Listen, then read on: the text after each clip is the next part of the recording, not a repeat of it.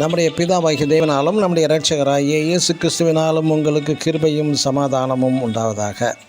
கிறிஸ்துவுக்குள் அன்பான சகோதர சகோதரிகளே, இன்று நாம் தியானத்துக்கு எடுத்துக்கொள்ள இருக்கிறதான வேதவசனம் மத்தேயு எழுதின சுவிசேஷம் 23ஆம் அதிகாரம் 16ஆம் வசனம்.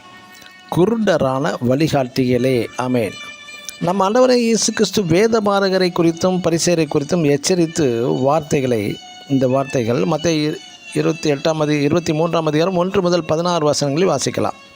இந்த வசனம் அன்றல்ல இன்றுள்ள சபை போதகர்களையும் எச்சரிக்கும் ஒரு வசனமாக தான் இருக்கிறது. இன்றுள்ள சபை போதகர்கள் தங்கள் சபை விசுவாசிகளை பரவசப்படுத்தி தீர்க்க தரிசனம் என்ற பெயரில் ஏதாவது பொய்களை சொல்லி, சொப்பனம் என்ற பெயர்களில் அதிசயங்களை நடத்தி பயமுறுத்தி சபைகளில் மக்கள் தங்கள் சபைகளை விட்டு வெளியே செல்லாதவாறு பார்த்து கொள்கிறார்கள். ஆனால் இந்த சபைகளில் உண்மையான பரிசுத்த வேத வசனம் மறைக்கப்படுகிறது. உண்மையான மனம் திரும்புதலை போதிக்கவே மாட்டார்கள்.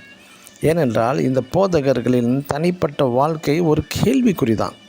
இந்த போதகர்கள் பொருள் ஆசை மிக்கவர்கள், பண ஆசை மிக்கவர்கள், ஆடம்பரவாசிகள், சாப்பாட்டு பிரியர்கள். இவர்கள் பதவி ஆசை பிடித்தவர்கள், அதிகாரம் விரும்புவார்கள்.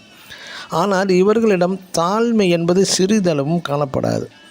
அன்பு பற்றி, இச்சை பற்றி, பரிசுத்த வாழ்க்கை பற்றி பட்டும் படாமல் போதிப்பார்கள். ஏனென்றால் இவர்களிடம் இயேசு கிறிஸ்துவின் மாதிரி ஜீவியம், இயேசு கிறிஸ்துவின் அடிச்சுவடுகளை பின்பற்றவே மாட்டார்கள் இவர்கள். மற்றும் இந்த போதகர்கள் மற்றவர்களுக்கு இயேசுவை பற்றி, மனம் திரும்புதல் பற்றி, இயேசுவின் அடிச்சுவடுகளை பற்றி பின்பற்ற சொல்ல மாட்டார்கள். மொத்தத்தில் இவர்களே சரியில்லை தானே. இவர்கள் செய்வது செபிக்க வரும் ஜனங்களை தலையில் கை வைத்து தள்ளியும் விடுவார்கள். இந்த ஊழியர்களிடம் உண்மை இருக்காது. பணத்திற்காக அன்புள்ளவர்கள் போல நடிப்பார்கள். இச்சையின் மீது, பொருளாசை மீது பண ஆசை பிடித்த இவர்கள் எப்படி தங்களை வெறுத்து தாழ்த்தி இயேசுவின் மாதிரி ஜீவியம், இயேசுவின் அடிச்சுவடுகளை இவர்கள் பின்பற்ற முடியும்?